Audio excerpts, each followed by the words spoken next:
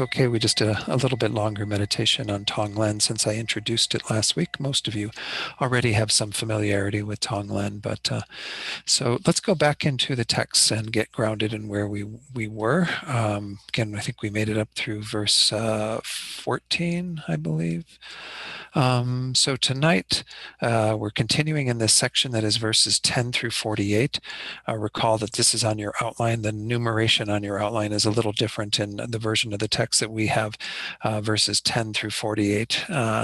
And these are all about karmic cause and effect and their antidotes. And again, this was within the context of developing conventional bodhicitta, developing the mind that wants to be dedicated to others by removing the first of the two demons, these twin demons of self-cherishing and then self-grasping. Self-grasping will be the main kind of target of the verses on ultimate bodhicitta that will be coming up towards the end of the text. So recall that the general outline of the verses in this section, at least through verse number 45, there are a few 46, 47, and 48 that have a little bit different format. But the very first line of each of these is the specific result that we might be experiencing or have experienced or will experience. And then line B is a repetition of the idea that it's your karma. This is the wheel of sharp weapons coming back on you for what you've done in the past. And then line C is the specific cause that relates to that specific result through an observation about how karma works. Again, we don't have perfect knowledge of karma. We can't know when we're experiencing something exactly what the cause is. But nonetheless, this text helps us to identify the causes of a lot of the things that we are experiencing. Then line D is a specific remedy. What is the advice? Now, sometimes the first few verses, it seemed to be a more general remedy around taking on the suffering of others through Tonglen and what have you. But we're going to see, and we have already in the last few verses, that we're going to get very specific remedies as to how to rectify the situation in terms of not having to experience that result again. And that's part of the gist of this part of the text, is to get us to do this first step, which is to enact the specific remedy to stop harming others so that we stop experiencing harm ourselves. Of course, we do that within the context of our bodhicitta motivation. Second thing that we can say we would like to ideally do through reflection on these verses is to purify the negativities that we've committed then with the four opponent powers that we spoke to last week. Most of you know purification practices like Vajrasattva or prostrations to the 35 Buddhas, the confession of downfalls, what have you. But again, the idea is that if we have these things ripening in our lives right now, we're currently experiencing certain things that are happening, just as we just reflected on in the meditation. Well, then those are evidence that we've created that karma. We couldn't experience those results without that karma having been created. Therefore, it might be very wise to look at those things and see if this is coming because of these particular causes. I need to be sure to purify those. I need to put my attention into making sure that I disempower whatever seeds are planted on my mind that could give rise to future suffering. The third thing, of course, which is the most important perhaps of these, though all of these are important, is to practice Tonglen like we just did in the meditation. When we see that this is happening to us, that we see that this is not a unique situation. Our own individual circumstance with all the various factors involved in who we are and what have you is somewhat unique. But nonetheless, the fact that we are experiencing sufferings that are very much like what others are experiencing means that we can identify with their suffering, and we can wish to remove it in the same way that we want our own suffering removed. And we can engage in that practice of Tonglen, taking away their suffering, giving them our happiness. So that's the kind of a recap to get us back into these verses. Yeah, we went through 14, so we're going to start with verse 15 tonight. And again, we see that the format happening here. Line A is the predicament that we might find ourselves in whenever we are born in any impure place whatsoever. And we're going to talk a bit more about what we mean by an impure place. It is the sharp weapons of bad actions turning against us. This is the refrain that is there in every one of these verses. Guess what? It's your own karma coming back around like that sharp wheel that we've sent out to harm someone else, and it's come back around to harm us like a boomerang. And then the third, the specific cause of that, well, that's for having constantly habituated ourselves with impure appearances, with kind of reinforcing that impurity of things through various habits that we have. We'll see Geshe Jumpa Gyatso talk about this in his commentary. So then the specific remedy is now we should habituate ourselves with pure appearances alone, trying to purify our appearances and an understanding of things through the lens of their purity, and diminishing our own kind of putting things down through holding ourselves to be purer than others, what have you. So we're going to see these in terms of the text. So again, I apologize that we kind of go back and forth, toggle back and forth between these. Again, just know that this was the outline I mentioned earlier.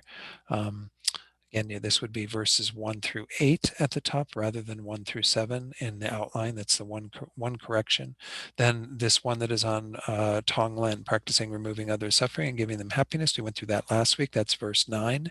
And then we see again 10 through 48 are the karmic cause and effect and their antidotes. And I won't be going back to that chart tonight or that little outline. I just wanted to point that out one more time. All right, so verse 15, let's look at what Geshe Jumpa Gyatso says in his contemporary commentary. He says, any impure place whatsoever refers to those places that we presently identify as impure. For example, places in which we live where there are many people, such as friends who inflict harm on us, places that are unattractive, and so forth. I mean, we could say all of samsara is impure in some way because it's all arising through the force of our contaminated karma and delusions. But nonetheless, we can see certain things manifesting in greater forms of impurity. Depends upon our individual karma. And then, of course, he goes on to say that was from the point of view of sutra. He says, alternatively, from the point of view of tantra, it is those places that are considered to be impure due to the appearance of ordinariness and the adherence produced by that, this being the principal maker of impurity. So let me talk about this a little bit because, and I will have some slides too that I'll share from some other authors on the tantric perspective of this. Tantra is, again, alluded to in various places in this text. Remember back at the beginning, we talked about Yamantaka, this tantric form of Manjushri who is paid homage to right at the beginning and what have you. There is that underwriting tantric element to all of this. In the tantric teachings, one of the main practices that we engage in is what's called deity yoga. And it means taking a deity, a Buddha that you have been empowered into through the tantric empowerment, and then visualizing yourself in the form of that purified being and the world around you purified, the mandala, the celestial mansion of that being becoming your abode, all the other beings becoming deities of the mandala. So we kind of want to hold in Tantra this idea of having completely purified our mind so that we have nothing but pure appearances. And so this is the concept behind all of our tantric practice. So in Tantra, the main obstacle is the way that in our unenlightened state, we cling to the ordinariness of things. It sounds strange to say, but we think everything is just as it's appearing, that it has no ability to change in any way. We're kind of adhering to our gross bodies with all of the flesh that wrinkles and ages over time, and all the stuff that's inside here that we see as being somewhat impure and what have you. We hold on to that in our environment as well, into others, and this mistake that we're making, it needs to be overcome through holding a pure view as it's taught in Tantra. Now, it isn't just imagining everything in that way, it's having the deeper understanding of emptiness that supports that. Because emptiness essentially means that nothing exists inherently as what it is appearing, that it all has the potential to change, to transform, because it doesn't have any inherent nature. So that's about all I'm going to say about Tantra, but just know that this is another way that we can read this verse, is having this understanding that we're talking about also the way that we just grasp to our entire world, our mundane experience through that lens of ordinariness, and are adhering to it as if it's stuck in ordinariness. And the whole tantric path is about transcending that. Again, through imagination to some degree, but an imagination that is grounded in the teachings on emptiness. And that, of course, has many other elements to it. It's impossible to go into everything involved in Tantra in this class. But nonetheless, this is one of the main things that's being emphasized in terms of this particular verse.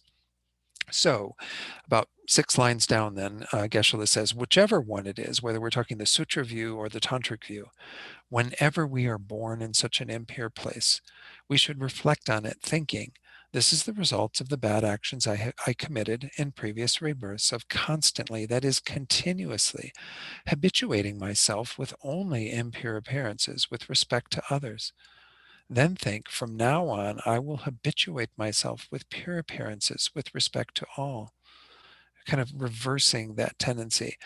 Now, again, what does that look like in a sutra perspective? It means to not hold others to be inferior, to have impurities, but to try to be aware of their Buddha nature, to try to hold them through the lens of understanding that this is a work in process that will eventually become a Buddha, that we don't identify with all the bad stuff that's in there, the negative stuff, the ordinariness, the faults, the impurities, but rather we try to identify with that fundamental purity that is Buddha nature. So he says the way to do this, moreover, is that whenever it happens that, for instance, someone inflicts harm on us, we should train in pure appearances through thinking, since this is the Buddhas and Bodhisattvas displaying themselves in such an aspect for the sake of the bad actions I created, they are extremely kind. We should also train in pure appearances in a similar way with respect to others.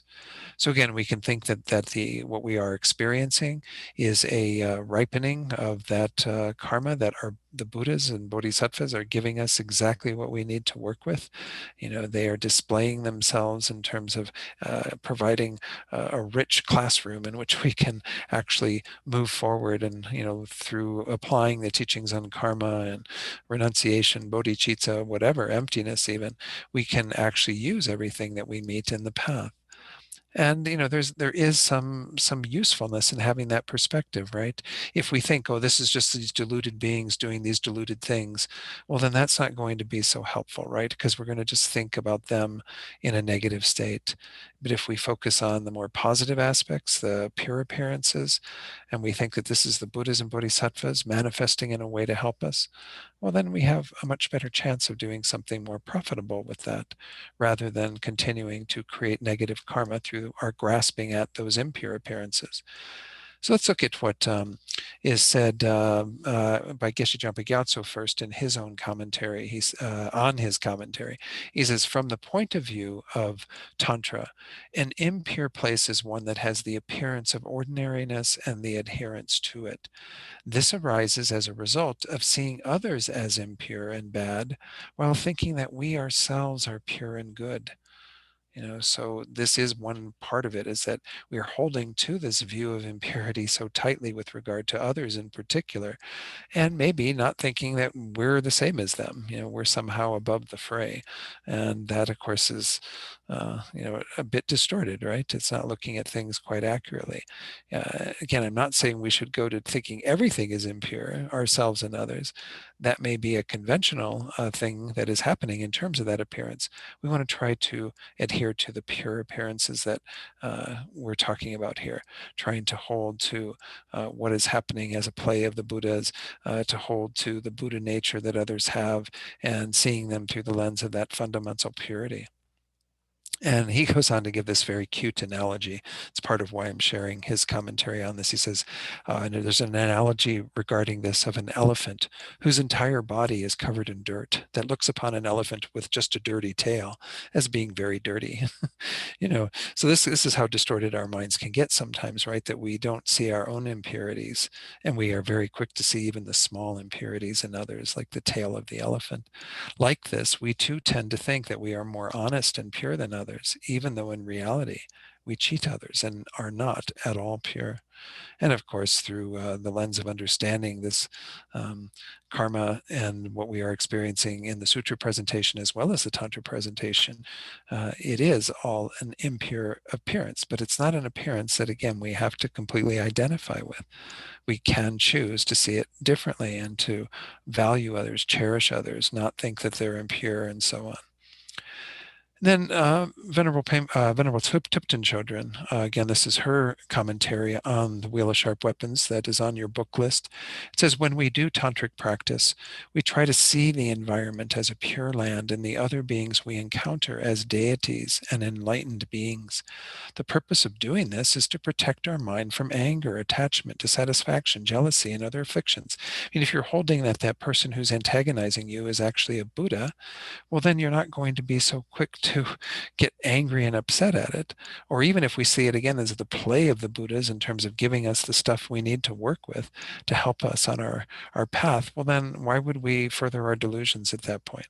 Instead, we should be trying to cultivate the qualities that the Buddha embodies for us as well. So, so then she goes on to say, and I think this is important, it does not mean we whitewash negativities or project fanciful ideas of truly existent perfection onto others, as that can lead to problems. For example, if we see others fighting, we do not just say, oh, these are the wrathful deities, Yamantaka and Mahakala, doing this as a show. You know, we don't just get to where we're in a totally imaginary world and not seeing what's going on in our conventional world at all. Seeing everyone as a deity does not mean we sit back and let people hurt each other. We must intercede to stop the harm if we are capable of doing so. But we do this without anger. Again, we do it without all the ordinary delusions because we see that both of these beings say we do see two people fighting and we know we can interject in some way to stop that. We don't say, oh, yeah, this is just, the play of the Buddhas and I can just sit back and watch. Rather, the idea is that if I'm going to intercede, I have the understanding that both of those beings have the potential to develop their minds to go so far beyond that deluded show that they are engaging in. And I hold on to that pure view of them so that I then react to them out of compassion, seeing that this is what I want for them is to actualize that purity rather than, to continue to be caught up in their impure thoughts and actions. But again, it has to do with how I'm seeing others and therefore relating to them in a much healthier way, not having anger, jealousy, pride, what have you. All right, so then we go on to verse 16. And again, keep in mind, I will open it up to questions, but if questions do come up during the class and you need to write them down so you don't forget them, please put them in the chat box and I'll be sure to address them when we do have a pause for questions tonight. This is verse 16. Whenever we are separated from helpful and loving friends, so whenever that happens due to losing friends, due to friends going a different way, and leaving us because of whatever reasons, it is the sharp weapons of bad actions turning against us. Why? For having enticed others. Servants is what's used here as a translation, but I think in Tipton Chodron, she actually uses companions, and that reads perhaps a bit better, for having enticed others' companions away from them. So why we lose people in our life is because others, we've looked at others and tried to separate them from their companions, tried to separate them from the people that they are endeared to and love and what have you, through our own divisiveness. Now, what's the advice? Now we should no longer part others from their servants or companions. I mean, most of us don't have servants. I would say probably all of us don't have servants, but we maybe have certainly people who might do work for us who are, either employees or people that we hire to do particular jobs, plumbing or, whatever the case might be. So just know that, again, it can be anybody who we feel some sort of closeness to. It doesn't have to fall into that category. It can be beings who we have a friendship with, a relationship with, who are in our circle of companions. And what we've done is we've parted people from their companions in the past. Therefore, we have to experience that separation. People leaving us, going on to other, relationships, whatever. So let's look at what Geshe Jampa Gyatso says in his commentary on this verse. So this is towards the bottom of page 7. It says, therefore, whenever, due to their having gone far away, having died and so forth, the suffering arises of being separated from friends who were helpful to us and close to our heart, reflect on it, thinking that this has happened to me is the ripening of the results of the bad actions committed in previous rebirths of methodically separating a Lama's disciples from that lama, as well as others, servants, students, whoever, friends, partners, and enticing them to our side, taking them away from those people and bringing them to our side. That's why we get separated from people. Again, as I mentioned earlier, these are mostly in the vein of the results we experience from our karma that are similar to the actions we engaged in. They have an experience where we experience something very much like what we did to others. And so that's going to tend to be most of what we see here in terms of the results of karma that are being displayed for us to work with in this text. So it says, then, as before, meditate on taking and giving, which, as I said, is an advice that we should take for all of these. We should, use Tonglen if we can to meditate on that verse. If we're experiencing this particular suffering, we can think about others who want to take that away onto our self-cherishing mind and give them our happiness. And then he says, we should think, from now on, I will never part, that is, separate others' disciples, servants, students, and so forth from their proper place, and will never entice them to my side. So again, this is particularly in those situations where we do have, some real problematic thing happening for us, and that we lose good friends, people who we thought were really close to us, be it again our children, parents, whoever, who we thought we could rely upon. Remember, there's that one verse of the 8 verses of mind training. I think I cited it last week as well. Whenever someone whom I have benefited and in whom I have great hopes gives me terrible harm, I shall regard that person as my most holy guru. So those people who are really close to us, they do have a karma with us that's really quite powerful. And when they do things that are in opposition to what we want, those are very valuable lessons, because they do show how even ourselves, in relationships where we've been very close or others have been very close, we've divided people from their companions. We've done things to upset that, to create that type of schism or friction between people. So again, this is something we've all experienced, I'm sure. Where we probably, can even recollect that we've done it before, that we have actually said things and done things that have divided other people. So we have to acknowledge that. Again, and we would do the 3 things, as was mentioned here: the practice of Tonglen, and then, of course, following the specific advice. Try not to part people from each other. In fact, we should even go to the bodhisattva opposite, which is to create harmony among people. If you have 2 people who are in conflict, try to work with them if you can, if they're open to that, to bring them back together, to help them to heal that. Even if they can't come back together, to not have that constant friction there. So these are important things to do, to follow up with a specific remedy. And then, of course, to purify that. And as I said, I think we've all created that kind of karma, splitting other people from their friends or their, dear companions, what have you. So we have to work on purifying that, recognizing that is only going to create the causes for our own suffering, and moreover, keep us from being able to benefit others. So let's go on to the next verse, verse 17. Whenever all the holy ones are unhappy with us, this is like, if you have teachers, gurus, what have you, that are not seeming so pleased at you. Maybe it doesn't happen that often, but, they do say that, and I've seen it certainly with lamas, and even directed at me to some degree. When lamas kind of display that, well, we kind of go, well, hey, what's that about? I thought they were supposed to be all compassionate and kind and loving and caring. Well, the reality is they're going to appear exactly in accord with our karma. So it's the sharp weapons of our own bad actions turning against us. Why? For having rejected the holy and relied upon bad friends. The term misleading is used more frequently than bad friends. It makes it sound like they're sort of inherently bad or something. They're just friends who at this time are misleading us. They're not friends that are going to help us on our path. And we give greater credence and attention and allegiance to them than we do to our gurus, the holy ones. So, what's the advice specifically? Now we should reject bad friends. We should reject the misleading friends. We're going to talk a little bit about what that means, because the idea is certainly we don't lose compassion for them, but we do see that those misleading friends can be very dangerous for us, right? They can take us in directions that will not be supporting our being in line with the guru and the guru's advice. maybe I'll talk about this at the end of this section. I was going to talk a little bit about my own experiences to some degree around this through practicing Buddhism the years that I have. Not that I have any, you know, outstanding lessons, but nonetheless, I'll share a little bit of that at the end. So Geshe-la in his commentary on page 8 says the holy ones are holy beings such as lamas and so forth.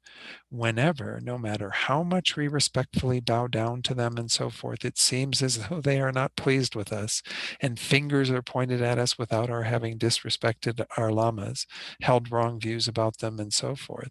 So even if it's like a false accusation, like we're sort of on the out, but we never did anything. It's like, what did I do? I didn't do anything. Well, it's a karma you've created from the past. That's why he says the truth is that in previous rebirths, although we met holy beings, it was as if we did not meet them, or although we met them, we forsook them without following them and instead relied upon bad friends.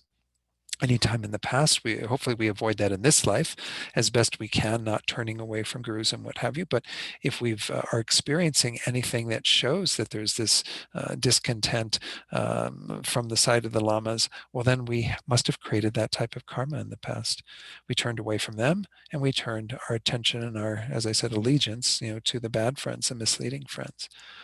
Moreover, the misleading friends of this context are mainly those who have come under the influence of considering their own welfare alone. They're ones who are deeply embedded in the self-cherishing mind and in those sorts of patterns. So they're not going to help us, they're only going to increase our delusion and our self-cherishing and so on. So then he says, reflect on this, thinking, this is the sharp weapons turning against me of the bad actions that came from following them. Then think, from now on, although out of mercy, it would not be suitable to mentally give up such bad friends, as I was saying, that is important to understand. We're not completely taking them out of our heart and not caring about them or even hating them. Rather, we do have to have a compassionate mercy for them. But the reality is, as he says here, we have to think, I will not associate with them directly, and I will never come under their influence, and meditate on taking and giving. Again, those beings who are experiencing something like this, who are having the same sort of issue of having gurus look down upon them or in some way separate from them, we have to have the willingness to take that suffering on ourselves and to give them happiness, which would mean to have a perfect relationship with the guru and, of course, all of the things that follow all the way up to enlightenment. So again, these verses are often pointing to, once more, very specific things that do seem to mirror what it is that we are having in our life right now. If the gurus are turning away from us, well, it must mean that we turned away from them. We moved in an opposite direction. So let's go ahead and take a look at a few things I'm sharing in the slides from other texts. The first is from Geshe Sopa's Peacock in the Poison Grove. And Geshe Sopa says, when we talk about bad associates, the principal ones we are referring to are our inner companions. He's kind of pointing out that don't get too caught up in the external ones, because we are often paying much greater attention and following the advice of our internal bad friends, these internal misleading companions. Specifically, he says we're talking about self-grasping and self-cherishing. Self-grasping is the view of a real personal identity. That grasping at that sense of self that, again, we're going to combat in the latter part of this text. And the other demon, the self-cherishing attitude that led to the commission of these previous bad actions. So again, why we engage in these actions is due to our own misleading mental states. That's why we have so many problems and difficulties, is because we keep following their advice. We let the mind of self-cherishing lead us into all sorts of directions throughout every day of our lives. And of course, the mind of self-grasping, that is the deeper error that we're making, is behind all of our delusions and is even there with a lot of our virtuous states.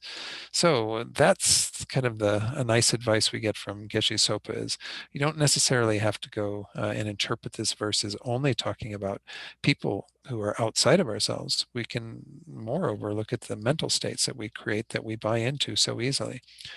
But then he says, on a more mundane level, there are those of our friends who are hostile to religious practice and wholesome conduct.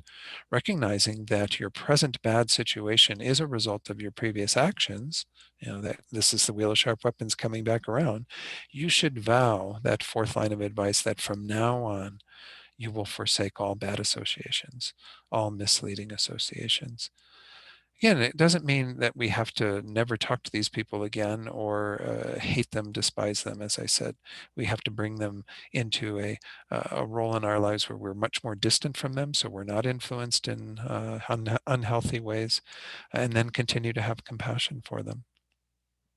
This does not mean that you should hate such people, but that you will not follow them in a negative direction.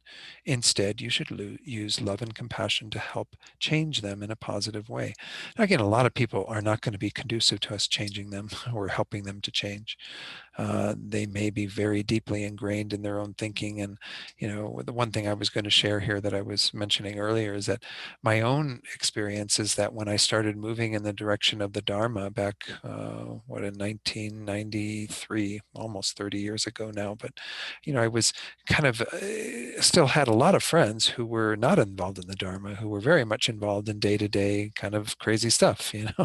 So as I kept moving in that direction, though, I found that I didn't need to make conscious choices about a lot of them. It's not like I had to say, oh, well, I'm sorry, I really can't hang out with you right now. I'm moving in another direction and you're not really supportive to my spiritual practice. You don't often have to say those sorts of things. My own experience is that based on the dedication that you put it, I'm not saying I'm a greatly dedicated student, but I'm just saying by moving in a particular direction, you do find that other people sort of fall to the wayside then because you're not lining up with where they're at. So they're not taking a great interest in you any longer because the fun that they used to have with you, all the things that they used to share with you in terms of more mundane interests, that's not there any longer. So you kind of have this disconnect. So it does happen to some degree naturally. It just, as I said, doesn't mean that you have to call all of your relatives and friends and say, "I'm sorry, I'm not going to be, with you anymore for any holidays or any get-togethers because I find you to be misleading friends." And and instead, I'm going to go hang out with all my Dharma friends because they're going to be much better for me, and I'll make sure that I, follow the advice of my guru and all these things. I mean, you don't need to say those things. You just have to, again, try to temper all of it. If you do have people that are a part of your life and do need to continue to be a part of your life for whatever reason, then have that ability to not let yourself be swayed by them. This comes to some level of strength of mind that we do have to have so that we don't go down that same pathway that we perhaps used to with those people. But nonetheless, keep them in your heart, have love and compassion for them. What's interesting is His Holiness says that when we become a Buddha, actually those are the beings that get benefited most directly from us, is the people who we've had quite close in our lives. So whoever those people were in the most recent lifetimes before you become a Buddha have a greater chance of having a more positive impact from your enlightenment than anyone else. Why? Because you've got karmic connections with them. So I think it is something important to understand is that we have karma with those people. And that needs to be respected at some level. But we don't want them to start dictating where we go, what we do, who we see, what we read, whatever. I mean, all of that sort of stuff. We want to be able to maintain our integrity of practice in the midst of all of that. So I think we, don't need to say too much more about that. Oops, yeah, I want to go back to the slides. Yeah, there's a few more, one thing at least. I think I may have shared this advice with you before. This comes from a little text that Lama Zopa Rinpoche translated that's called The Heart Advice of Acho Rinpoche.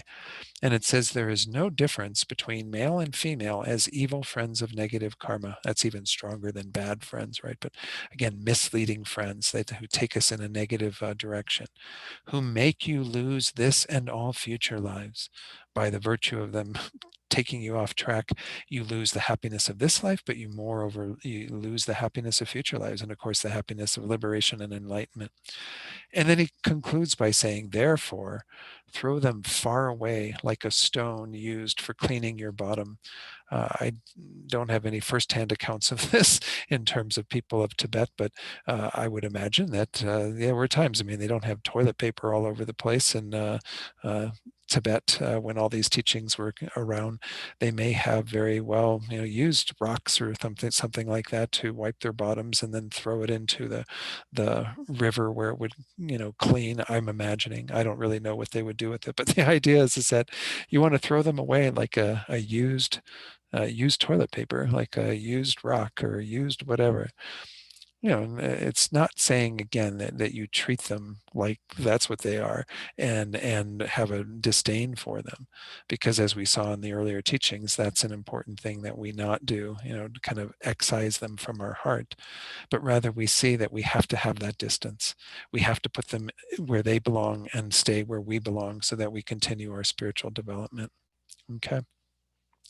Okay, so now we go to the next verse. Whenever negativities and so forth due to others, exaggeration and deprecation occur, these are the two things that they often talk about, how our conceptual mind is out of whack. We exaggerate, superimpose things where they aren't. There might be the beginning of that, but we take it to a much greater level. And then there's deprecation, where there might be good qualities there, but we deprecate them. We think that there's a lot less. We negate and diminish those in some way through our own mental processes. That sort of denigration that we do see occurs in our relationship to some people. So the second line, it's the sharp weapons of bad actions turning against us. Why? For having disparaged holy beings. So when negatives and so forth, due to other people doing this about us occur, making up things, exaggerating or denigrating some things about ourselves, making us seem worse than we are or whatever, that's because we disparaged holy beings. And we have a lot of references to the gurus in various parts of this. Holy beings obviously have great qualities, and if we have in some ways exaggerated faults that they have or deprecated the good qualities they possess, then this will lead to these types of effects in our lives of that happening to us. Now we should abandon disparaging others with exaggeration and deprecation. So let's go to Geshe-la's commentary on this. Again, it's not to say that it's only the gurus that, are holy ones that we would be involved in doing this, but it's the main one that is being singled out here in terms of this text. So in regard to verse 18, Geshe-la says, whenever exaggeration, that superimposing of faults or what have you, and deprecation, the denigrating the qualities, senselessly occur, in that even though we did not do any faulty action whatsoever, others say you did this and that. This is the sharp weapons turning against us of the bad actions committed in previous rebirths of reviling and deprecating holy beings, exaggerating with respect to them, and so forth. Therefore, from now on, we should not do actions that disparage others with these two false mind states, exaggerating and deprecating. Exaggerating negativities about somebody, deprecating good qualities, what have you. These are not healthy patterns for us to have. Of course, if we can somehow get away from any level of judgment towards others, that would be, a step in the right direction. But, when we do relate to others mentally, thinking about them, we often have that tendency of, laying a lot more stuff on them than what's really there in terms of faults and what have you. And then, any qualities that we see, we don't really acknowledge them, and we want to diminish those, denigrate those to some degree. Of course, the underwriting things that are involved in this are the self-cherishing that holds ourself to be most important. And so we don't like to think that other people have less faults than us or have more qualities than us. And that's involved, of course, in the mind of pride as well. The prideful mind obviously can cause that type of judgment to occur, where we put others down who are actually better than us, and we denigrate or we exaggerate the faults and what have you of other people so that we feel that we're better than them. So this is a tendency that we have, obviously. So we can create these types of results. Let me go ahead and check in. Oh, we just had some uh, laughs from people. Okay, just wanted to check if there was a question in the chat box. All right, let's go ahead and take a look at the next verse. I don't think I have any additional stuff to share on that. Some of these, again, it's worthwhile reading Geshe Sopa's commentary or Venerable Tipton Chodron's commentary, but mostly they're saying some of the same things that Geshe-la says in his brief commentary. Okay, so now we get to verse 19. We got a new circumstance. This is whenever our necessary articles go to waste, the things that we need that are necessities, the things that help us to do what we need to do to maintain our lives, but also to maintain our spiritual practice. They even point out like offering substances as part of this. But anything that is a necessary article that we should have, when those things go to waste, well, guess what? It's that sharp weapon wheel coming back on us due to our own bad actions, specifically for having disregarded others' needs. If we've neglected others' needs and not, fulfilled them and been attentive to them, then we've created our own necessities to diminish and to not be able to be used. So, what should we do? Accomplish the needs of others, right? Try to serve them, try to help them to have what they want. And this is why it's very important that we always have, as much as we can, physical actions that we engage in, even just actions of giving our resources to others, protecting the resources of others, but even mentally just wanting others to have what they want and need. And of course, the practice of Tonglen can be very much about that, right? Sending out to all beings everything that we have so that they have their temporal needs fulfilled, so that they eventually have their spiritual needs fulfilled. But having that attention to the needs of others assures that everything that we need in terms of our necessities will be met. It's kind of interesting. There is that whole idea. I actually was talking about this in last night's Heart Sutra class, that when we sort of dedicate ourselves to the Dharma, it's said that things do take care of themselves because we dedicate ourselves to what is the best way of giving to others, the best way of tending to the needs of others. Doesn't mean we should completely neglect the physical needs of others if we have the opportunity to help others to have food, such as right now giving to food banks or even volunteering to help distribute food or things like this. That's a wonderful way to be attentive to the temporal needs of others.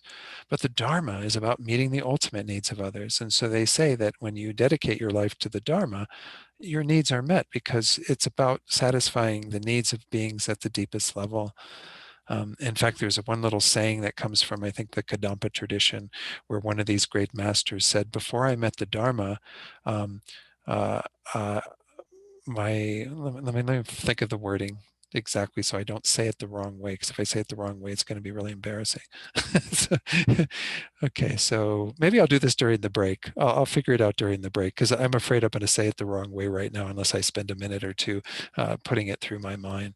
But nonetheless, this is what the verse is essentially telling us, is that we have to attend to the needs of others. We have to be involved in caring for them, doing what we can so that we don't see our own necessary articles go to waste.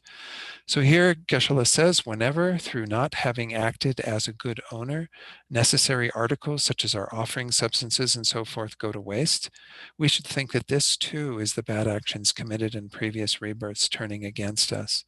These bad actions are disregarding others' needs, that is, separating them from their wealth, enjoyments, servants, and so forth, and then taking control of them, as well as acting with disregard for others or thinking, may whatever excellences exist arise for me, although they do not arise for others, this does not matter. So that's also another aspect of this that creates that karma. Geshe-la is saying, if we tend to be focused on our own needs and the superiority of our own needs, which of course is what the mind of self-cherishing does, that also creates a neglect of the needs of others. Then from now on, we should abandon the bad mind that thinks, may all excellences arise for me, and actually accomplish all necessary things for others in accordance with their needs, as well as having a good disposition that also accomplishes them mentally. Okay, so I figured it out in my mind, even without thinking about it too much. So the idea is that if this one Kadampa master said, before I met the Dharma, my mouth couldn't find food. Now that I've met the Dharma, food can't find my mouth. Meaning like there's more food than what will get to your mouth. So some of the food doesn't get to your mouth because it's all trying to get there because you've created that you get it. Okay. So anyway, it's a cute little phrase, but, and I think there's some truth to this, that when we do dedicate ourselves in that way and are about attending to the needs of others, dedicating our lives to serving others through our own practice of the Dharma, through all of our actions, then things do naturally take care of themselves. It makes sense in terms of karma, right? Because that's what karma is doing for us, is we create that positive energy that's about meeting the needs of others. Therefore, our own needs are met and our necessities don't go to waste. Okay, so let's take a little break. I have 7:02, so let's round it up to 7:03. So at 7:13, I will ring the bell from here and round everyone up, and we'll continue on. All right, have a okay. Good. So are you all getting snow up there? I'm just curious. Nothing's happening down here. A little bit? Yeah. Oh, well. It wasn't that good a winter, I don't think, but I hope we get some more moisture somewhere in there. So, all right, let's go ahead and go back to the next verse, verse 20. So, whenever we have a joyless mind and an unclear heart, so this is what we're talking about in terms of this particular situation. This is just kind of like uh, I mean, in a mild form, it's sort of like when you wake up feeling like you got out of bed on the wrong side or something, like you just don't really have any great joy, and the heart, the mind's a bit unclear. You feel sort of off. There's a negative kind of taint to this. Of course, this is because of our own bad actions, specifically for having accumulated negativities in other rebirths.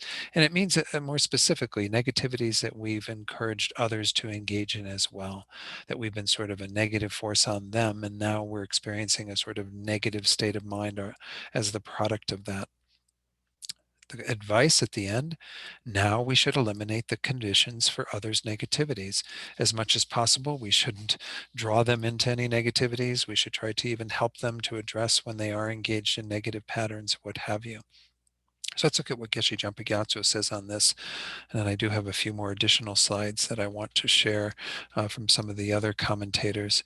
So here we go to the next page, page 9 at the top. And yeah, there's quite a bit on this one from Geshe. He says, in a mind that is senselessly without joy, intense suffering arises. The heart is unclear when, for example, no matter what one does when meditating on a deity, one is unable to make it dawn clearly to one's mind. That's talking about that practice of deity yoga that I mentioned earlier. And it is like groping in pitch darkness. We just have kind of a cloud over our head all day, what have you. When this happens, we tend to say, this too is the harm of evil spirits, the malice of the Dharma protectors, and so forth. Like we want to point somewhere else and say, and again, this isn't what we would normally say. I think most of us may not even have that much of a conviction in things like evil spirits or, Dharma protectors that have some malicious intent. But the idea is that we do tend to blame others for it. We do tend to point to other things outside of ourselves and somehow think that we should be able to find something else to blame for it, and we ourselves aren't involved. That's a tendency with a lot of these things, not just this one. That's the whole point of karma, is to recognize that we're an active instrument in creating what we are experiencing that is negative. So under its power, we accumulated only negative actions, due to which the Dharma protectors and so forth are not pleased. Even if we look at it from that point of view of if something else is involved in creating that, well, guess what? You created the karma for that by going against those beings, accumulating negative actions and what have you. So there's even a karmic element to that. But nonetheless, we should be then pointing towards the inner things, so what we have done ourselves, the karma we've created. So then he goes on to say thus, the malice of Dharma protectors also exists. Nonetheless, we should not run to others saying it is like this, that they're the cause of my harm. That's why I've got a negative cloud over my head today and what have you. But instead, we should think the truth is that this is the sharp weapons turning against me of the bad actions committed in previous rebirths under the power of self cherishing, of accumulating only negative actions without doing virtuous actions. And as he explains in his commentary on this commentary that he wrote, he's specifically talking here about the negative actions we've drawn others into as well. That's why we end up with this final advice. Therefore, from now on, I must abandon ever doing anything that becomes a condition for others' negativities. That is, I will never make others engage in negative actions in dependence on myself. Not only that, we should also constantly do the practice of taking and giving. So he does again throw that advice in here, here and there about remembering to do Tonglen with regard to that. So I'll just read a little bit from Geshe-la's commentary, and this says, why is it that sometimes our mind is very unhappy and very sad? Why is it that also sometimes our heart is unclear, that our mind is unclear? Such that if we try to meditate on the object of meditation doesn't appear clearly, but everything is kind of dark and dull. These things happen because in our previous rebirths, we accumulated negativities with respect to other sentient beings. In other words, we created the conditions for others to engage in negative actions, such as by urging them or pushing them to do so. So that's why the advice is given specifically to reverse that, to never be an agent of encouraging others people to do things that are not so skillful or beneficial. And again, if we look at the bodhisattva angle even further, we would say it should be our task in life to promote people doing wholesome things, to make sure that we encourage people to do what is good and what is best for themselves and for others, rather than, leading them down the wrong path, kind of becoming a misleading companion to them. So let's look at the additional bits that I have here to share. I don't think there's very much. Venerable Thupten Chodron, she said, seeing the unhappiness we experience due to these actions, we make the determination to shun enabling others' destructive actions. That was the translation of that last line in her version. Again, we had eliminate the conditions for others' negativities. She has it a little bit stronger as shun enabling others' destructive actions. We decline to get entangled in their non-virtuous actions, and we don't dream up ones of our own that we get them involved in. So we don't go along with them when they're engaging in negativities to support them in that pattern of non-virtue, nor do we, encourage them to do things that we've created, that we've come up with. So makes sense again. In fact, as I was pointing out, we do the opposite and encourage others to do constructive actions and to use their talents to benefit others. And this doesn't mean we have to encourage everybody we meet to meditate and read the Lam Rim and practice Dharma. I mean, there might be some people in our lives that we can do that for, and they are maybe open to that. But just encourage them to be good people. Somebody's having wants to do something to harm somebody who harmed them. Try to encourage them to not retaliate, and maybe to even think about doing something much more beneficial for them, at least to to not go to the lengths of causing them suffering and pain, even if they've done that to them. Sentient beings in our world, as we know, are caught up in that eye for an eye kind of mentality. So whenever we can, try to move them in a constructive direction. Verse 21, whenever unsuccessful in our activities, our mind is agitated, its sharp weapons of bad actions once more turning against us, this time for having obstructed the actions of the Holy One. So if we're finding lack of success in our own actions, well, guess what? We must have thwarted someone else's actions. And chances are it was somebody who was a very powerful object for us. I mentioned earlier that the Holy Ones, the Gurus, the Lamas, those beings who are dedicated to a spiritual path at a further degree than what we're at, these are powerful objects for us. And especially your gurus are very powerful. If you've made a strong guru-disciple connection with somebody, it's very important to never obstruct their actions, but moreover, to do what we can to serve them and to help them in all the various things that they want accomplished.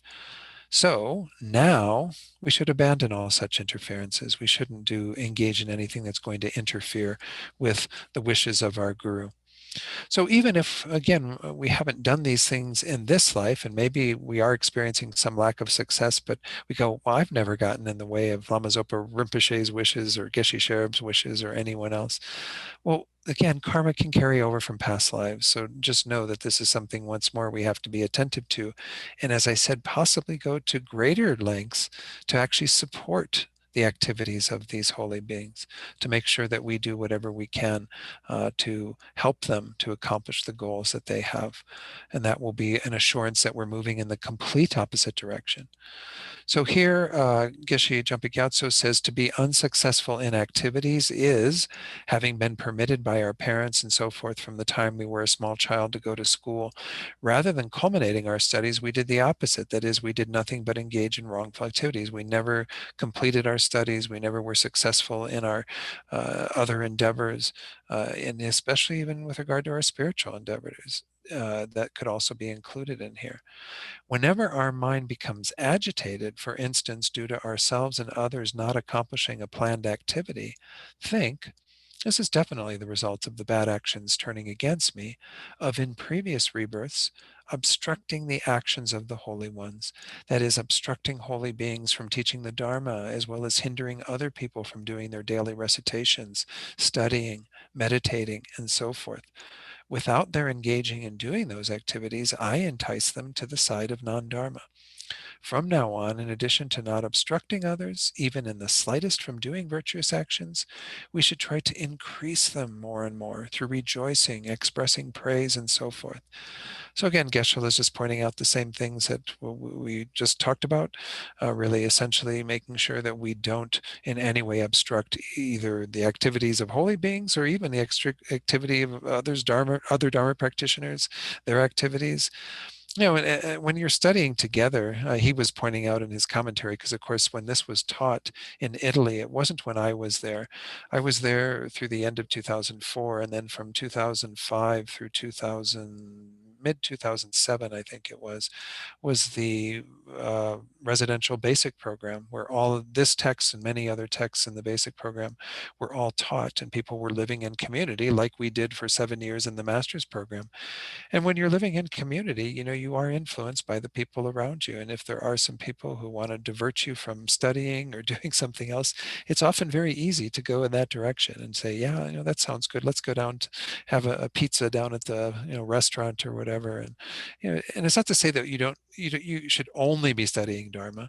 I think it's impossible. And even Geshe Jampa Gyatso, when we started the master's program, recognized that it's going to be impossible to be like have it on 24 hours a day and only be doing Dharma.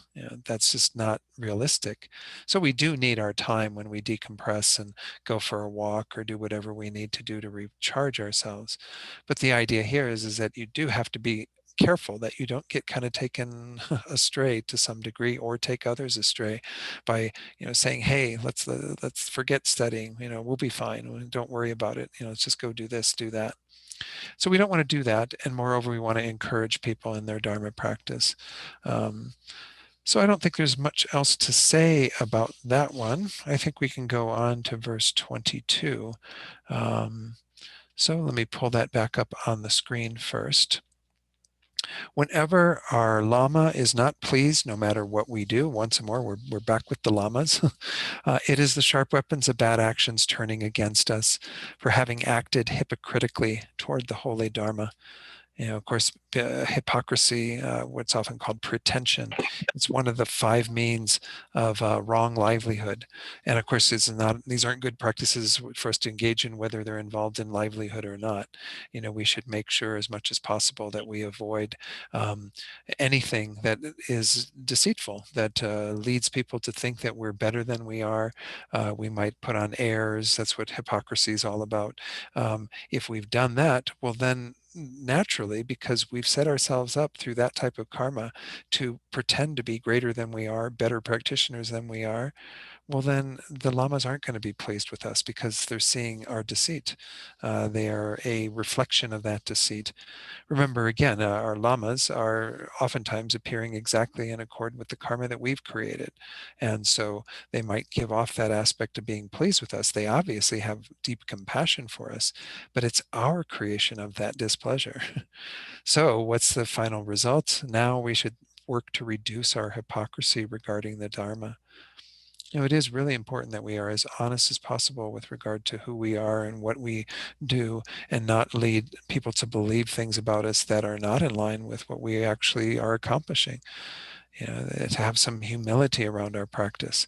We see this humility very much exhibited by people like the Dalai Lama, even where when he talks, he often says, to a large audience, he'll say, I'm just a simple Buddhist monk, don't expect anything great. I have no great realizations and blah, blah, blah, blah. Well, this is the way that we should all be practicing. This is what His Holiness is demonstrating for us. If instead we get very boastful and we think we've got all this going on for us, and it's not, there's no real substance there. It's all fluff. It's all, this sort of form of deception. Well, then that's not going to be good for us, and it's going to create this type of karma where the gurus will actually not be happy with us because we aren't practicing the way that they demonstrate, as well as how we should be ideally integrating these teachings into our lives. Oops, let's go back up to the bottom of page 9 of Geshe-la's commentary. And let's see what he says on this. Whenever, due to our unskillful behavior and the like, our Lama is not pleased with us, even though we act in accordance with methods pleasing to the Lama, without quarreling with the Lama. So we might have, again, in this lifetime, perfect dedication to the Lama. And we might be very good about, always wanting to be very respectful and do whatever the Lama says. But it's due to our unskillful behavior in the past that we then have that manifesting in the present. So think, this is definitely retribution for having acted hypocritically toward the holy Dharma in my previous rebirths. The way in which I did this is that, behaving like a heron or a cat, I acted hypocritically through externally acting as though I were subdued, while engaging in nothing but bad conduct, not on the side of the Dharma. Therefore, this is the sharp weapons of the bad actions of acting like this, descending upon me. So what do we mean by this, idea of a cat or a heron?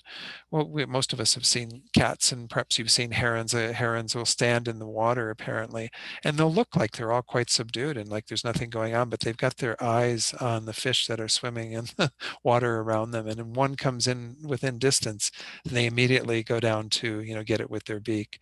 And so they're giving it's a bit of a pretension going on there, right? That, oh, don't mind me, I'm just fine, sitting here in the water, and they're actually up to no good. And then the cats of course are like this as well, right? They can look like they're all still and like they're just totally at peace, and they're just waiting for the bird to move or something to happen, and then they immediately pounce on it.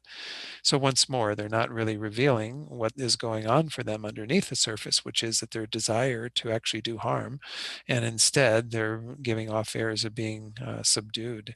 And so again, we don't want to do this ourselves. So then Geshe-la goes on to say, in terms of the last part of this, from now on, without acting hypocritically regarding the Dharma, we should ensure that there is congruence between the external, how we are exhibiting ourselves to others, and the internal, how we really are. So the whole idea is that you want to have those things lined up. You don't want there to be, again, this false front that we're demonstrating, especially towards our gurus. If these one of the things that, of course, is the underlay for a lot of these talking about the gurus, the holy beings, is the understanding that we have, certainly within Tantra, though it's even taught to some degree within the sutra teachings, that our gurus are Buddhas. That actually, when people complete their path to enlightenment and you become a Buddha, you then are about enlightening beings. Well, how do beings get enlightened? By Buddhas, through the force of teachers, gurus. And I'm not saying that I'm in this category. I'm talking about people like His Holiness or Lama Zopa Rinpoche, these great teachers that we see in this world, that we can see very clearly embody these qualities to a much greater degree than we do currently. And so we have this understanding that from their side, There's a perfect mind. There's an omniscient mind that knows everything. There's no deceiving the lamas, really. I mean, and it's not that, again, the lamas are going to be displeased, really, when it comes down to it. We're going to see this later in one of the verses as well. The whole idea is that they demonstrate this type of aspect in accord with our actions. It's our karma showing what's going on in terms of our relationship with our guru. If we have a difficult relationship with our guru, it's our own karma that's creating that. It's our own ways that we have not been completely forthright and honest with them that we've created this type of pretension or deception, what have you. So know that, again, this is how it all works. The gurus are going to manifest exactly in accord with what your mind state is. You know, and of course, this is something we often see in gurus, is that they do have an ability to very quickly go from being quite wrathful in appearance and really putting people on the spot to being extremely soft and compassionate and kind. And of course, it's all compassion. It's just different packaging depending upon our own individual karma at the time. So just thought I would point that out as well in regard to this. Um, yeah, but didn't get a chance to say goodbye to Paymene then. Yeah, Paymene had to leave. She just wrote something in here. So, okay. All right. Yes. Thank you for letting me know that, Paymene, that she needed to go. Okay. All right. Let's go ahead and get back to the verses that are in the. Yeah, I didn't have anything additional to share on that from any of the other texts. Whenever it happens that we are contradicted by everyone, everyone just says the opposite of what you're saying and, doesn't hold what you're saying to be correct, it's the sharp weapons of bad actions turning against us. Why? For having scorned these two factors that are important in our practice of virtue.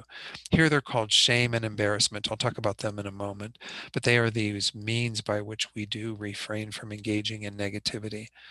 So now we should shun that which is improper. We should make sure we do have a proper level of shame, or what I often call self-respect, and embarrassment, which is consideration for others. So on the path of virtue, we need these two factors. Shame is, as I just pointed out, often defined as sort of a self-respect. This is the idea that we do internally try to hold ourselves up to kind of our inner conscience. It's the form of like our Jiminy Cricket that Pinocchio had, right? That was kind of kept saying, no, this isn't where we want to go. This is what you want to do. You want to stay true to this, stay true to that. We kind of have that aspect to our spiritual practice, which is living up to our own ideals. And each of us, of course, engages in particular practices, maybe even takes vows, and we have a desire to uphold those. That's at least should be what leads us into those practices, is a wish to continue to abide by them and to do the best that we can to live up to them. That's self-respect. That's just saying, okay, I care about my actions because I care about what I'm trying to do for myself and the goals that I'm setting and the way I'm trying to be in the world. But then we have the second one, which again, they use the word embarrassment, and I really don't like that at all. I mean, shame works to some degree, but embarrassment is kind of strange. The idea here is consideration for others.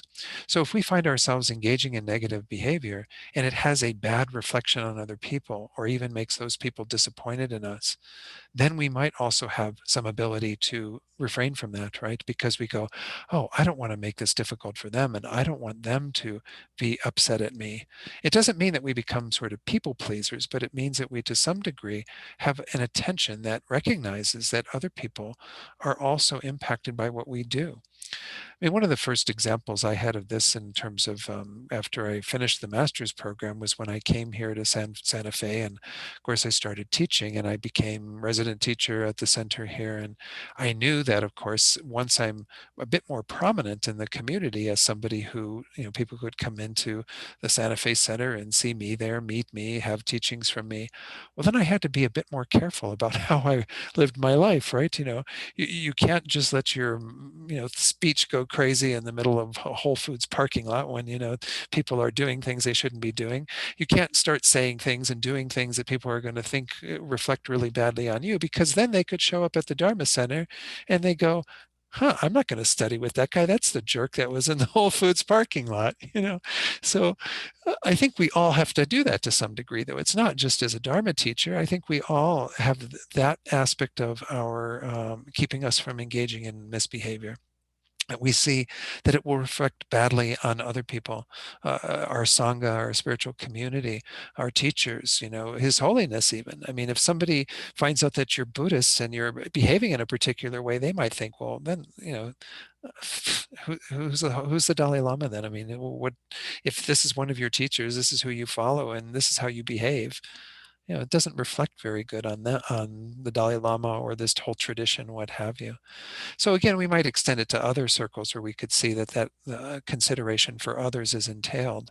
But certainly in our spiritual path, we see that we do want to live up to some of these ideals, because not doing so has a negative impact on others, or even on Buddhism at large. That people see, wow, like if I were to go to the interfaith meetings that I attend, we attend them online now, but and if, say, I were to get really nasty there and like saying all these negative things and start using all kinds of foul language and everything, I don't think people would have very great faith in Buddhism, right? They'd immediately say, wow, where did this guy come from? We're much better practicing our faith than he seems to be practicing his. So again, it shouldn't be, once more, that we think totally about just, putting on airs again and any kind of pretension, but it means that this should also be something that guides us towards proper behavior. Just like the self-respect is another factor of looking at it and going, wow, just me looking at myself and what I'm doing right now, how I'm behaving right now, this isn't good. So I want to live up to what I've been, trying to commit myself to. Therefore, I'm not going to go further. I'm going to pull back and not engage in that, harsh speech or whatever it is that I was going to do. So again, these two factors do play a very important role, and they are actually one of the main things on the path of virtue that we do need to cultivate, at least initially. Once you have, good guidance to your behavior, you probably don't need them as frequently.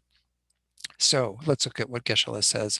When it happens that all beings contradict us, that is, when even though our behavior is not bad, everyone speaks unpleasantly to us, disparages us, and so forth, without thinking otherwise, well, then think, in my previous rebirths, not being ashamed with respect to anyone, my lamas, parents, friends, siblings, and so forth, I scorned shame, and also when they were embarrassed, I scorned them, thinking they are embarrassed.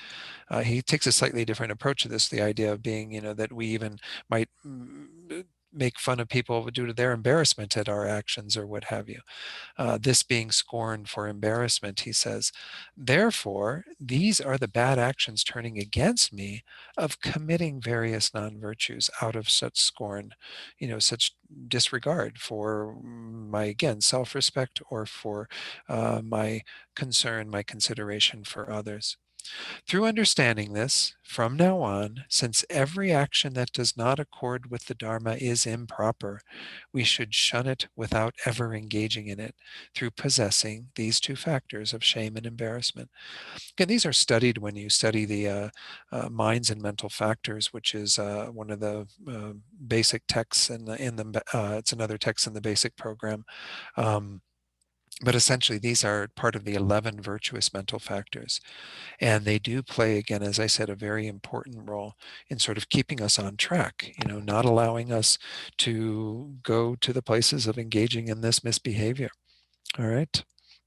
Let's go ahead and get back to the slides. I think I may have one thing here to share. Yeah, from Good Karma, a Venerable Tipton Children's book. And this is where she points out this idea of, kind of our attachment to reputation that is behind a lot of this, that could be a mistaken motivation for engaging in these refraining from negativities, right? It's not wholesome like shame and embarrassment or self-respect and consideration for others. Rather, this would be a delusion. Attachment to reputation and consideration for, did I skip a slide? I want to make sure. No, okay. These two factors, attachment to reputation and consideration for others, are close enemies. So she's pointing out that in particular on that second one that was in our text, embarrassment or consideration for others, we can have an attachment to reputation that leads us down that path of refraining from misbehavior, but is not healthy. In some respects, they look similar, she says, but they are actually very different. Attachment to reputation and praise is completely self-centered. We want to look good, while consideration for others is genuinely caring about them.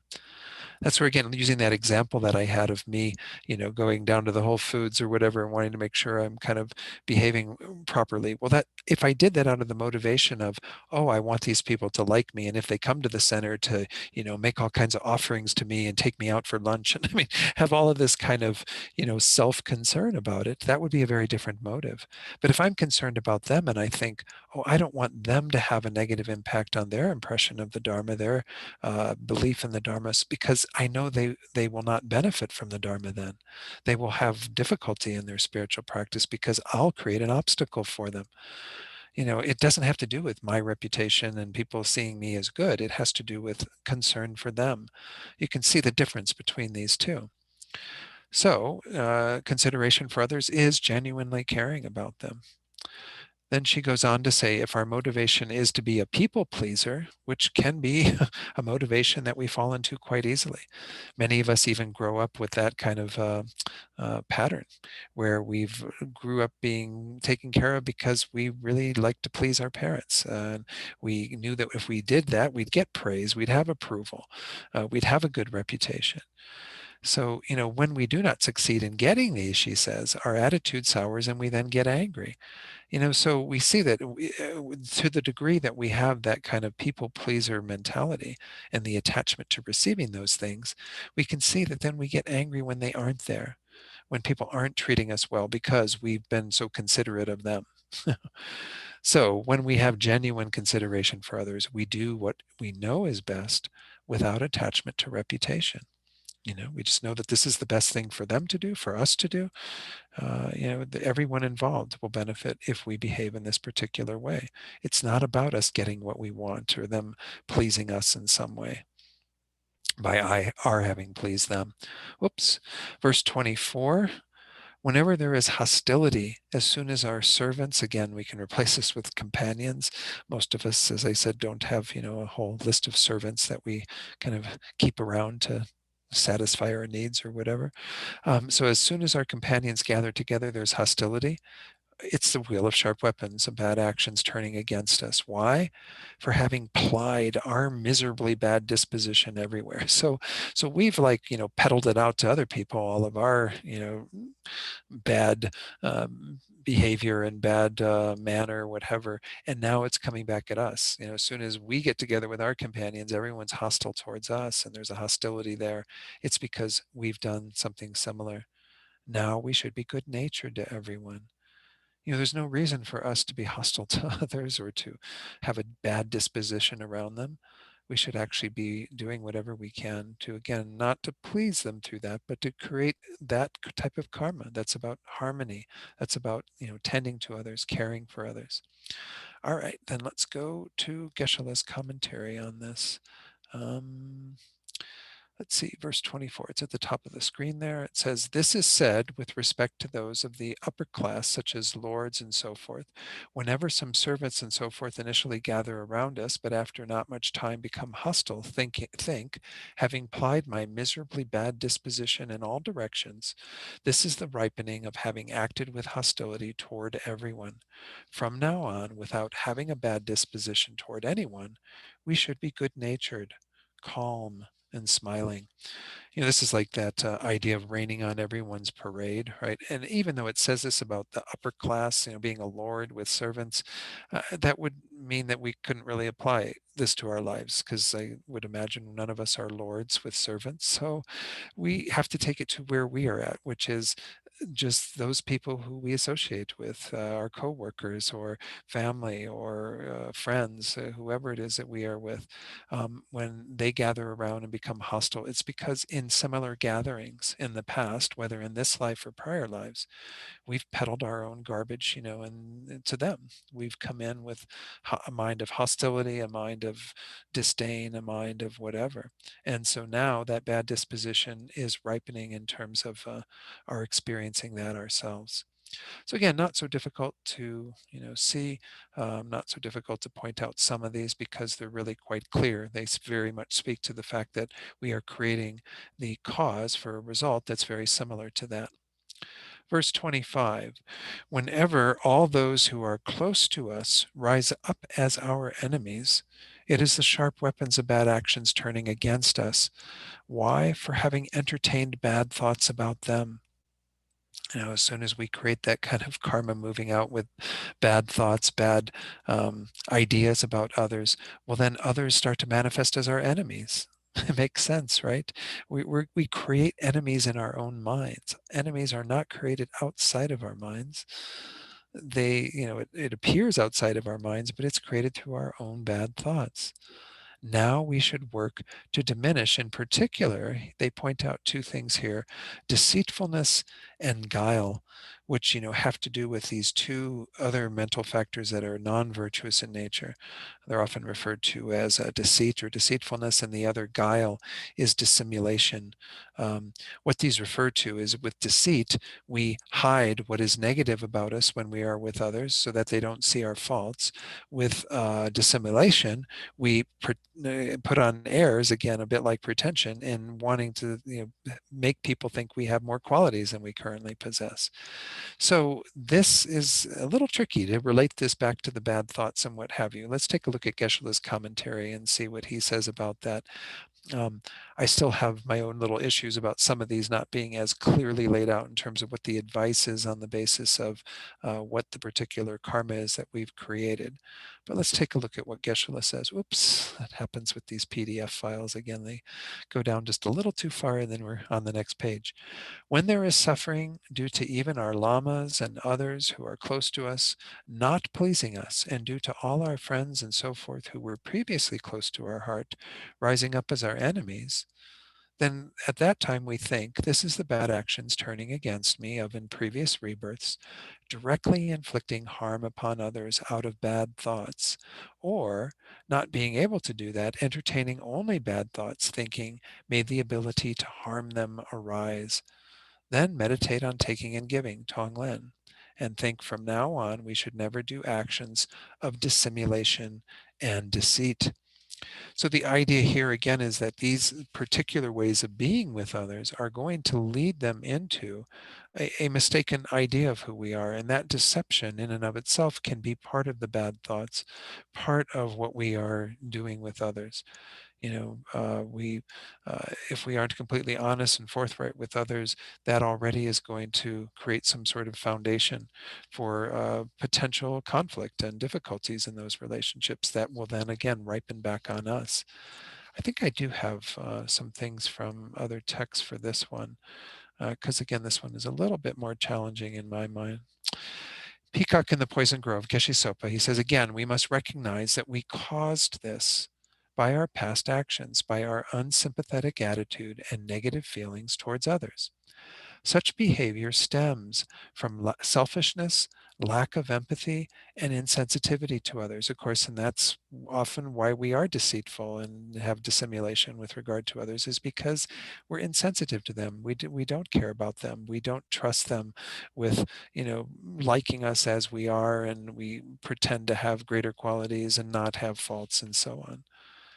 He goes on to say we should blame ourselves and not others for this situation, and resolve to act without deceit and hidden grudges in the future.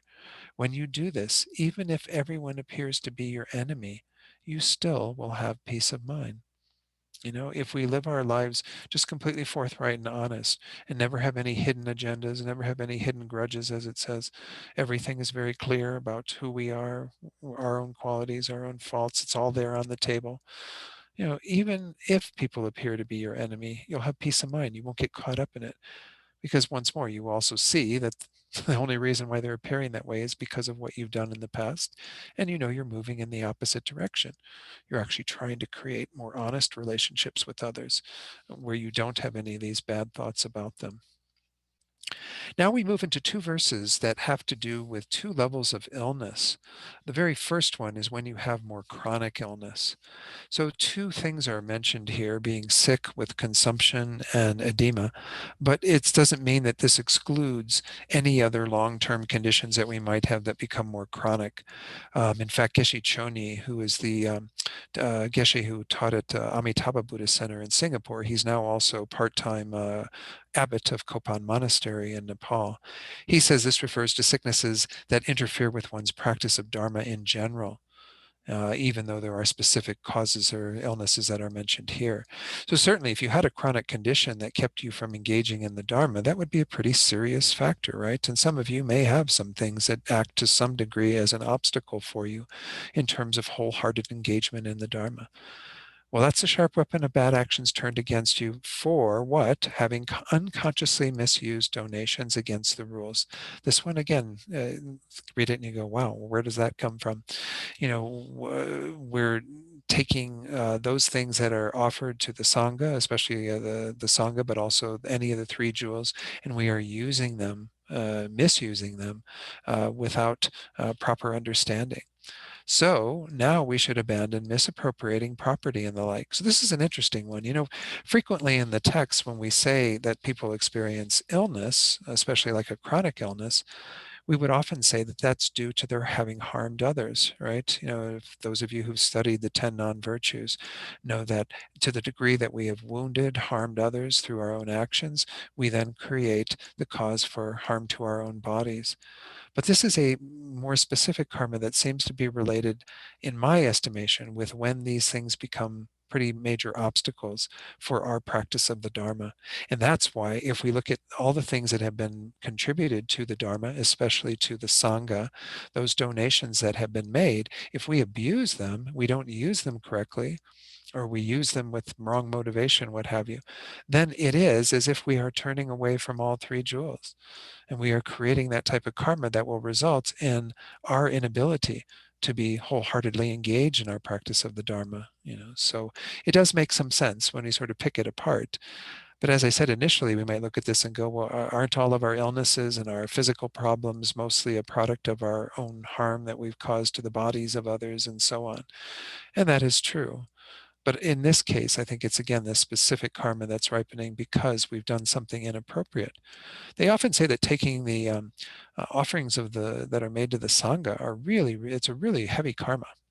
You know, because when you look at all those things that are donated, and this would especially go if you had like a monastic community that was all practicing together, if donations are made to that group of monks or nuns or what have you, so to support them in their Dharma practice, and one of the people takes them for their own purpose and uses them in some way that is not really, again, about the good of the whole community, well, then you are interfering with the intentions of those people, with what are a very powerful object in our practice, which are the ordained community, and you are creating a big obstacle in your Dharma practice. So this is something that's emphasized frequently, is to be very careful about how we work with anything, you know, offered to even Dharma centers. Although we aren't an ordained community in a Dharma center often, you know, it's usually a lot of lay people. It's the same kind of karma. I often point out to people, like at TNL, they have the library there, and sometimes people would put in the donation box a bunch of books that they'd accumulated that they wanted to give to the library. And I caution people not to come in and like look through the donation box and say, oh, I'll take this and I'll take that. These were being donated to the center anyway. Well, they're being donated to the center. That means the community. And if you take something for yourself out of that selfish motivation, you are interfering with the benefits that that donation could have to the entire community. You know, it's very different if the community or the people in charge of the community decide that they don't want to accept those donations, that people can buy them or have them for free or whatever. That's a decision made on behalf of the community by somebody who has the authority.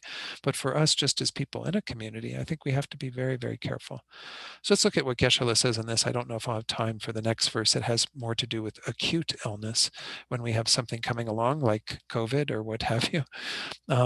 If something is against the rules, but thinking that it does not matter, matter, we enjoy it out of non-conscientiousness, thinking it is nice to eat, it is nice to drink, this too is misuse, or nice to do whatever the resource is, if it's been given to the community, and without any conscientiousness, without anything guiding us in terms of good behavior, we just say, oh, I'll partake of this, I'll take that home, I'll put that on my bookshelf.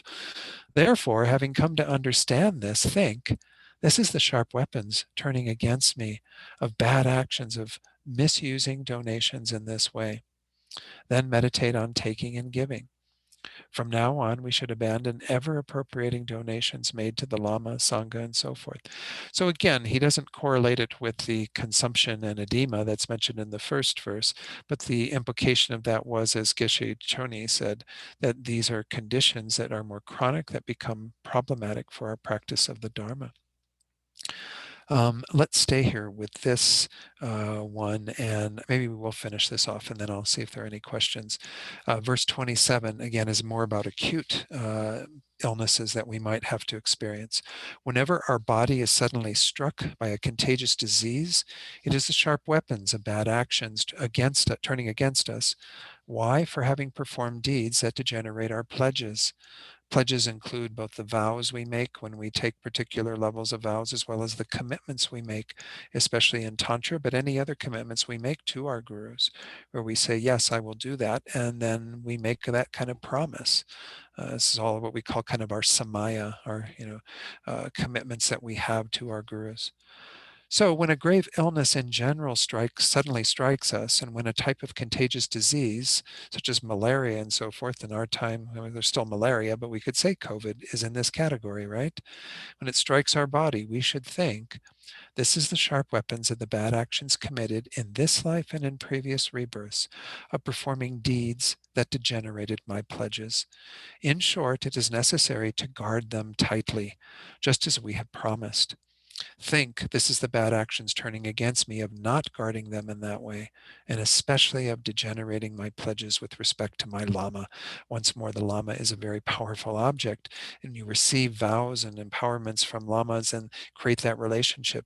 It's very important that you maintain those commitments and try to uphold the vows to the best of your ability. That's why it's important to know the vows. That's why, again, if you have taken lay or bodhisattva vows this coming Saturday in the morning, Venerable Robina will be doing a Q&A kind of thing on that.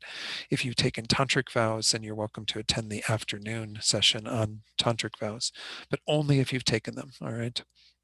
Then meditate on taking and giving, he says. From now on, we should completely abandon non-virtuous actions in general and the actions that degenerate our pledges in particular. Because again, our broken pledges and what have you do have an effect. This is one of the worst ways that we engage in negativity.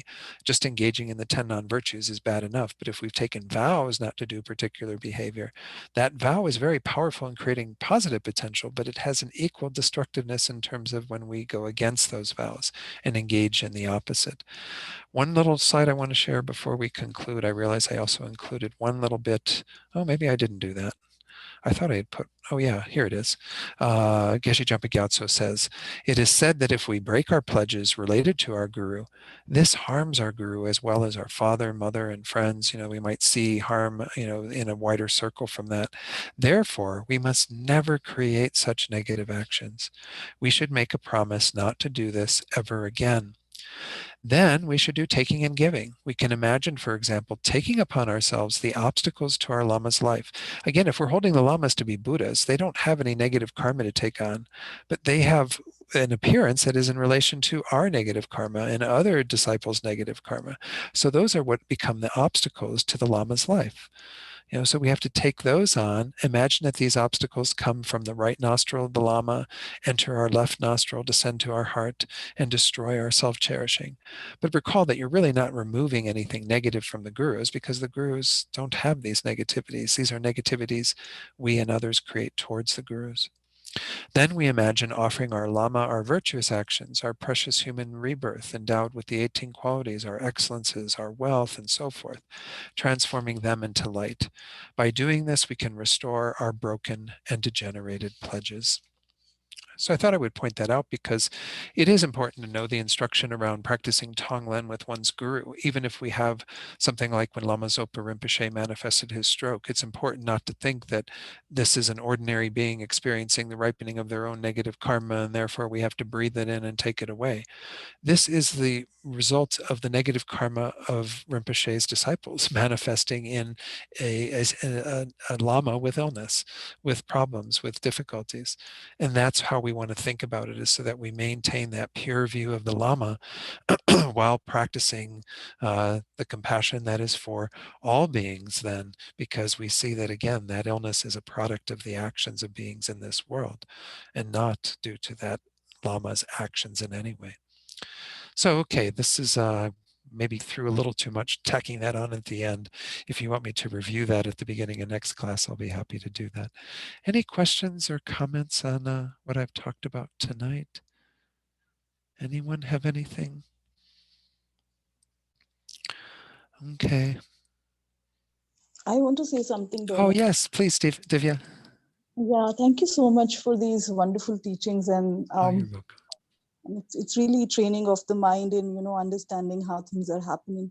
Uh, Uh, uh, I had a question regarding guilt, basically. So, these past actions that now we are saying that they are the cause for the effects that we are facing right now. uh, So, sometimes they tend to lead into a guilt, inside me, that why I conducted those actions, and I shouldn't have done that. And then I forget the difference between regret and guilt. So, if you sure. can clarify that. Yes, I'm happy to, Divya. This is a good question. Again, I always find it curious, and you may have heard this before, but in the Tibetan language, apparently they have no word for guilt. It is perhaps a more a product of people who haven't been more deeply trained in the Dharma to begin with. What they essentially say, in looking at Westerners who do deal with guilt, or people outside of Tibet who often deal with guilt, is they say that this is a mind that becomes problematic by virtue of the fact that we end up not just saying, okay, what I did is wrong. That's what regret does as well. But we add on to it the thought, and I'm a horrible person for having done that.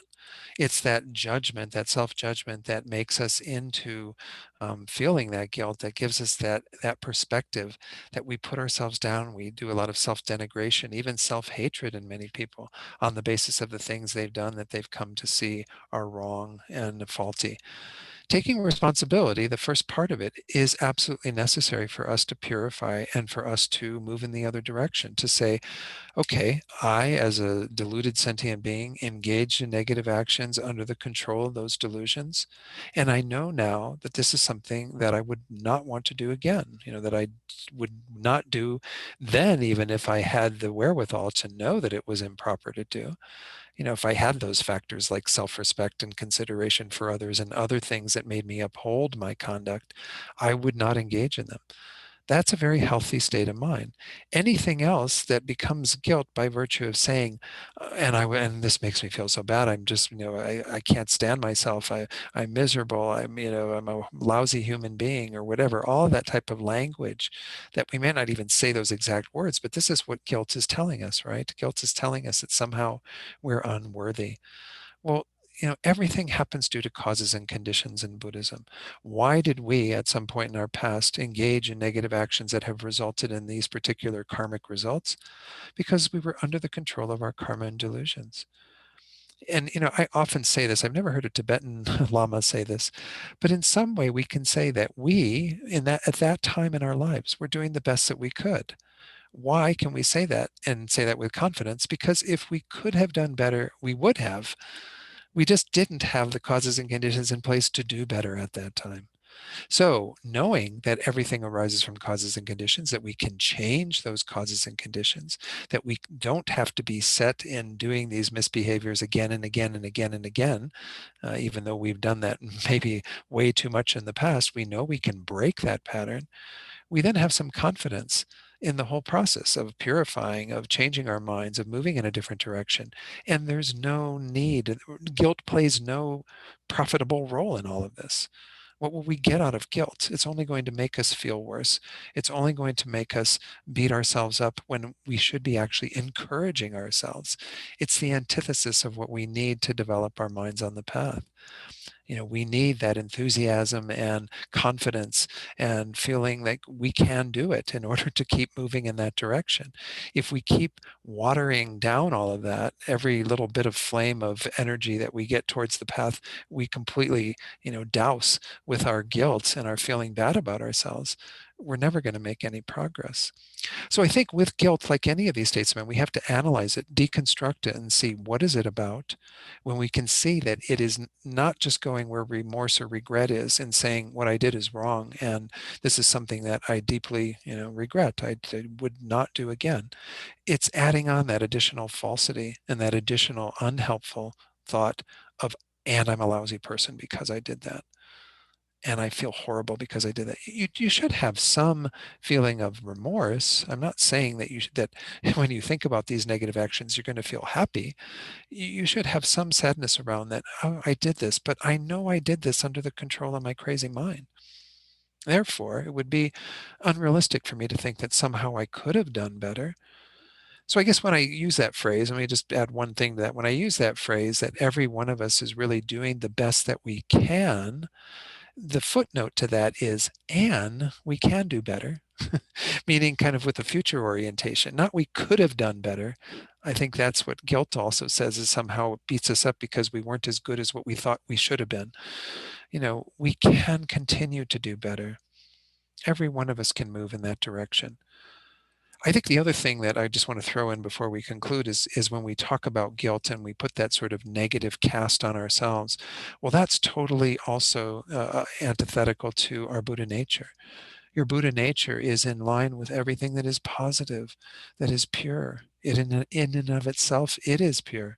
So anytime that we put this sort of label of a negative, bad, horrible, awful person, whatever that guilt is doing, we're not in touch with our fundamental nature, which is that purity, which is love and compassion and all the positive qualities.